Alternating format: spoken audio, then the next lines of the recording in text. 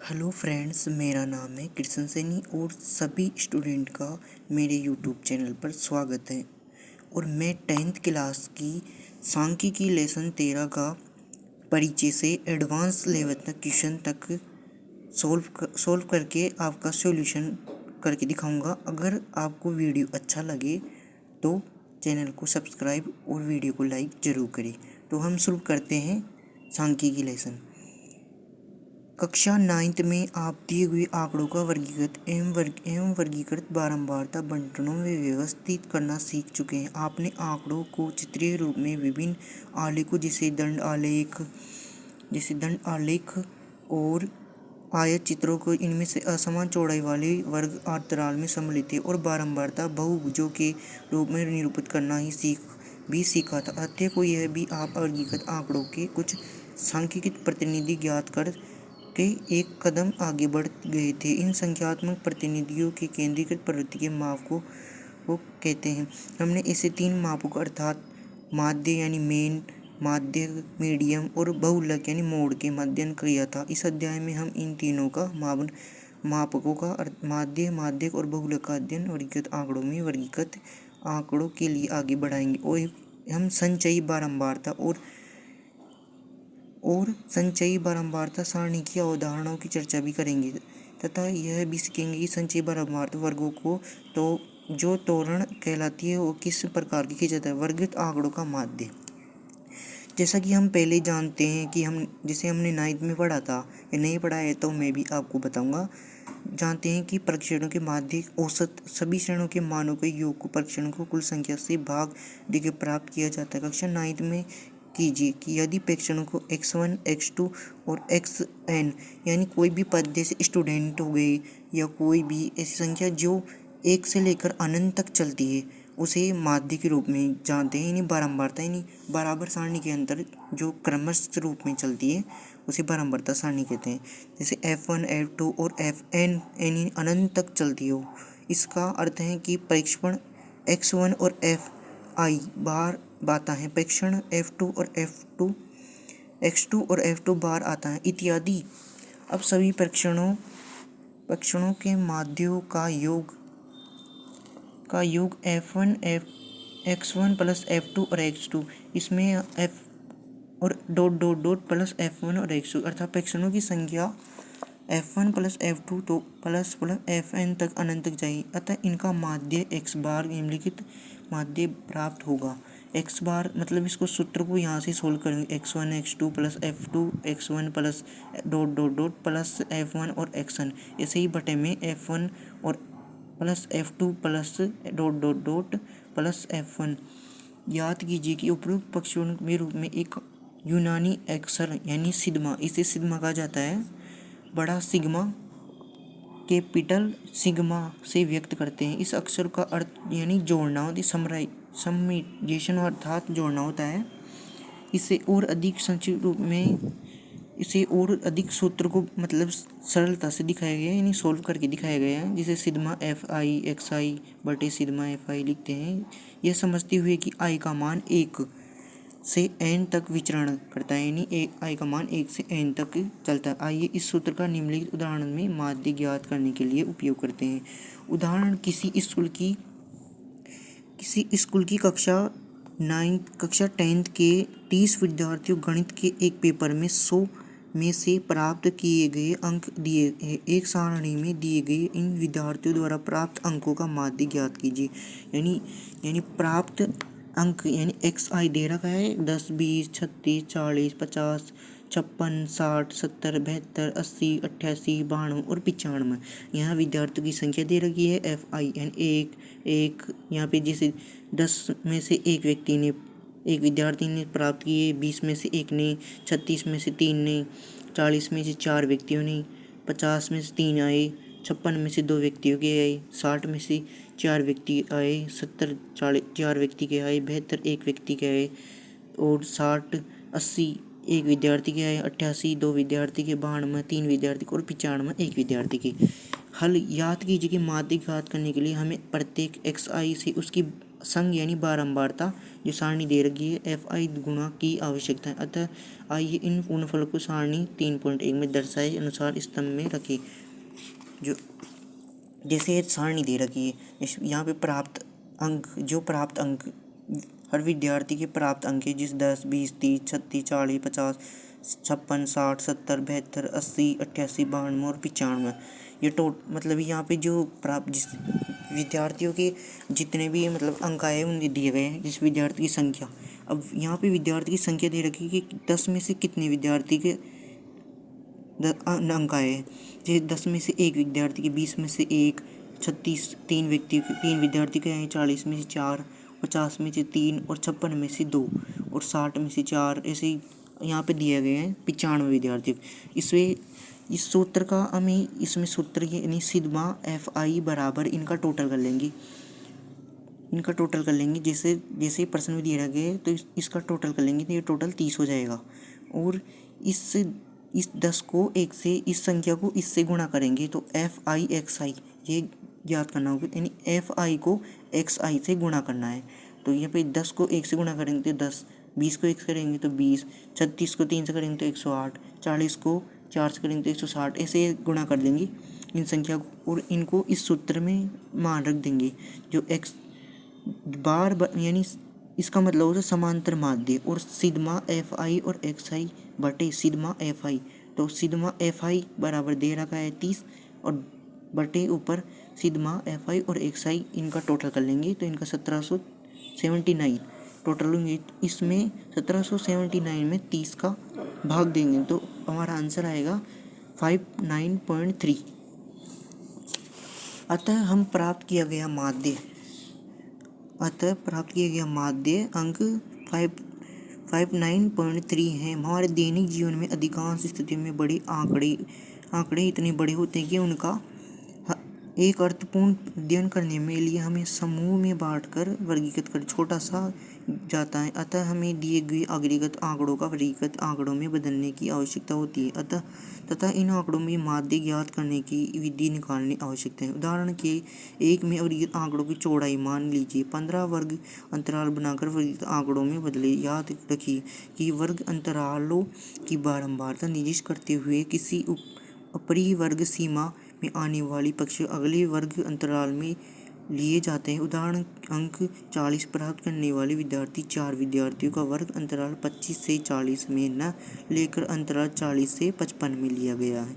इस परंपरा को ध्यान में रखते हुए आइए इन एक वर्ग ब्रह्मत्व सारणी बनाए। देखिए सारणी 13.2 के अंदर।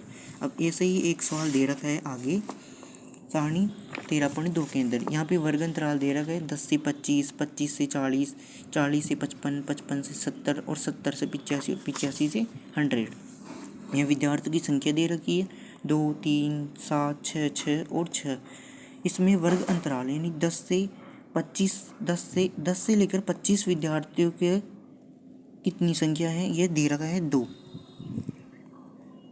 और 25 से 40 तक कितने विद्यार्थियों की संख्या दे रखी है 3, 40 से 55 तक 7, 55 से 70 तक 6, 70 से 85 तक 6 और 85 से 100 तक 6।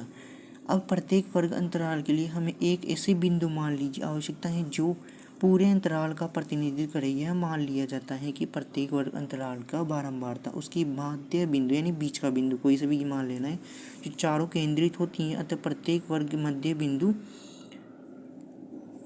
माइंड पॉइंट या वर्ग चिन्ह यानी क्लास मार्क्स को इस वर्ग में आने वाली सभी परीक्षणों का प्रतिनिधि माना जा सकता है।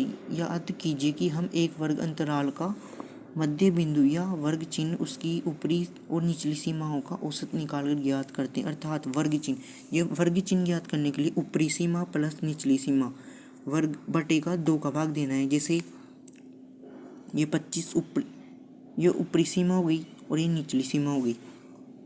जैसे सारणी 13.2 में संदर्भ में वर्ग में 10 और 25 ज्ञात का वर्ग है तो 10 प्लस 25 ये तो ऊपरी सीमा बटे 2 का भाग देना है इसमें निचली अर्थात 17.5 है। इसी प्रकार हम अन्य वर्ग अंतराल के वर्ग चिन्ह ज्ञात कर सकते हैं। इन वर्ग चिन्हों को सारणी 13.3 में रखते हुए ये वर्ग चिन्ह एक्स आई एस का नाम करते हैं।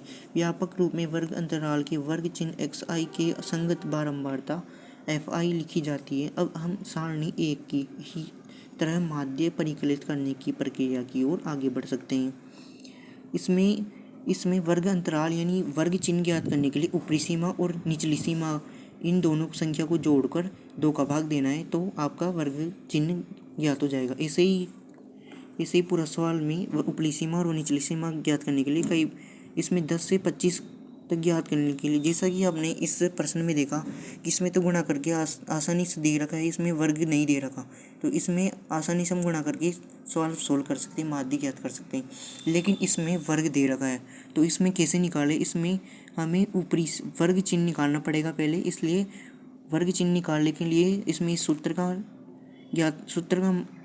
का उपयोग करना पड़ेगा, जिसमें वर्ग चिन्ह के लिए ऊपरी सीमा वर्ग निचली सीमा यानी सबसे अधिकतम लोअर लिमिट और अपर लिमिट, सबसे उचली सीमा मतलब सबसे अधिकतम संख्या और सबसे कम संख्या जो वर्ग में दे रखी है उन दोनों को जोड़ के और 2 का भाग दे देंगे तो हमारा वर्ग चिन्ह ज्ञात हो जाएगा। जैसा कि सारणी 3.3 में दे रखा है 10 से 25, 25 से 40, 40 से 55, 55 से 70 और 70 से 85 और 85 से 100 ये वर्ग अंतराल दे के विद्यार्थियों की संख्या दे रखी है FI इसके अंदर, तो और वर्ग चिन्ह हमें ज्ञात करना है और माध्य भी ज्ञात करना है। तो हमें 2, 3, 7, 6, 6, 6 और 6 इसे सिग्मा FI जैसे सूत्र में पहले दे रखा है उसमें बराबर इनका टोटल कर लेंगे, 30 आ जाएगा। और वर्ग चिन्ह ज्ञात करने के लिए 10 और 25 का जोड़ करके इसमें 2 का भाग दे देंगे तो 17.5 और 25 40 का तो 32.47.5, 62.5, 77.5 और 92.5 ऐसे आंसर आ जाएगा।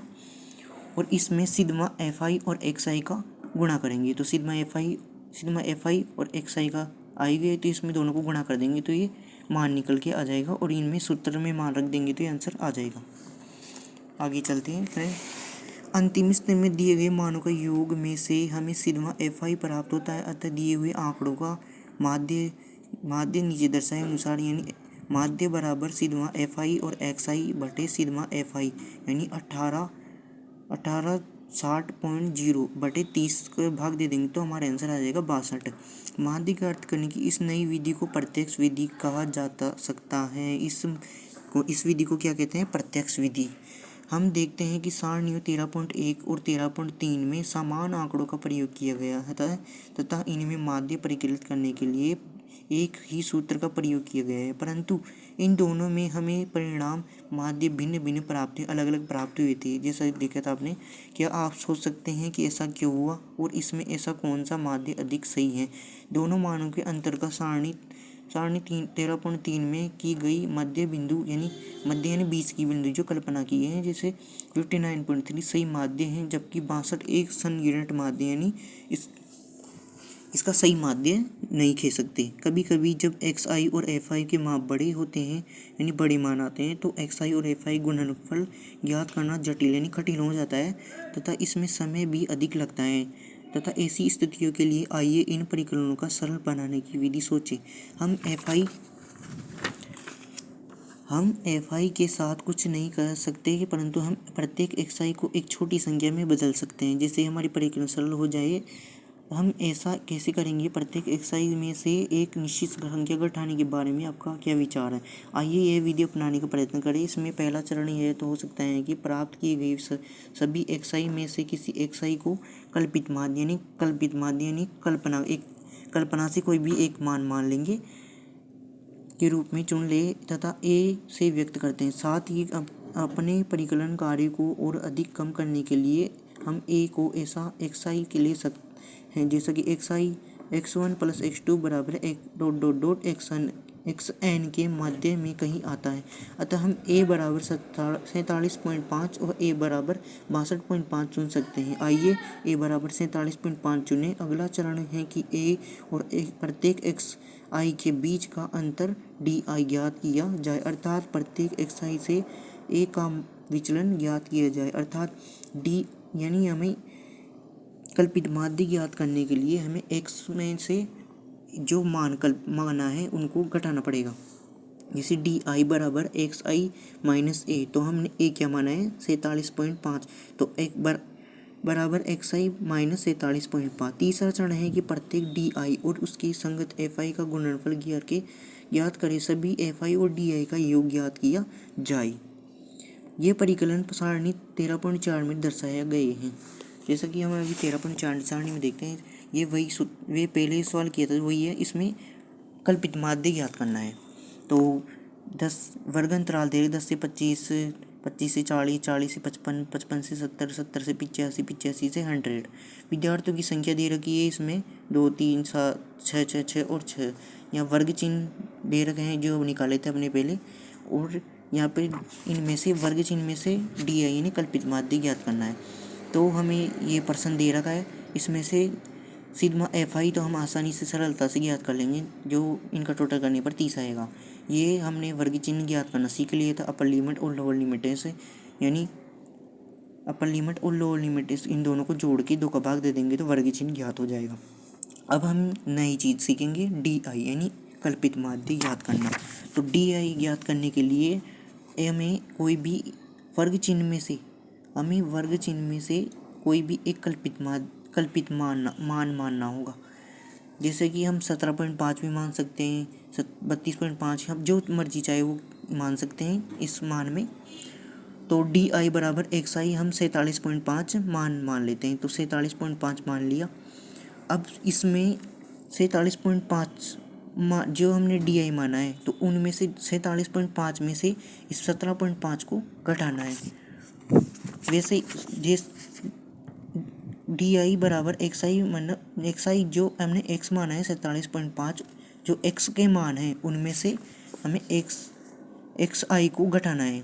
जैसे हमने माना है 47.5, ये मान माना है हमने, तो इन 47.5 में से 17.5 घटाएंगे, फिर 32.5, फिर 47.5, फिर 62.5, फिर 77.5, फिर 52.5। जैसे इस दे रखा है क्वेश्चन में 17, जैसे हम 47.5 में से 17.5 घटाएंगे तो माइनस के 30 आएंगे, और वैसे ही हम 47.5 में से 32.5 घटाएंगे तो माइनस के 15। 47.5 में से 0.5 में से 47.5 घटाएंगे तो 0 आएगा। 62.5 में से 47.5 घटाएंगे तो प्लस के 15 आएंगी। 77.5 में से 47.5 घटाएंगे तो प्लस के 30 आएंगे, और 92.5 में से 47.5 घटाएंगे तो प्लस के 45 आएंगे। अब हमें एफ आई और डी आई ज्ञात करने के लिए हमें एफ आई और डी आई को गुणा करना होगा। तो एफ आई हमें दे रखा है और डी आई हमने ज्ञात कर ही लिया। तो हमें एफ आई और डी आई को गुणा करेंगे तो 30 को गुणा करेंगे 2 से तो 60, और 15 गुणा करेंगे तो 3 से तो 45, और 0 को गुणा करेंगे 7 से तो 0, 15 को गुणा करेंगे 6 से तो 90, और 30 को गुणा करेंगे 6 से तो 180, और 45 को गुणा करेंगे 6 से 270। जैसे हमने पिछला सूत्र देखा था, इसमें माध्य तो ज्ञात करना है, लेकिन इसमें कल्पित माध्य ज्ञात करना है। तो एफ आई बराबर 30 हमने निकाल लिया था, और इसमें इसका टोटल कर देंगे तो एफ आई और डी आई आ जाएगा हमारे 435। इसे ही सूत्र में हम इसका मान रख देंगे डी आई बराबर एफ आई और डी आई बटे एफ आई। तो इसमें 435 और 30 का मान रखेंगे। तो आइए अब डी आई बराबर एक्स आई का मतलब ज्ञात करने के प्रयत्न करें। क्योंकि डी आई ज्ञात करने के लिए हमें प्रत्येक एक्स आई में से एक को घटाना होगा, इसलिए माध्य ज्ञात करने के लिए हमें डी आई को 1 जोड़ते हैं।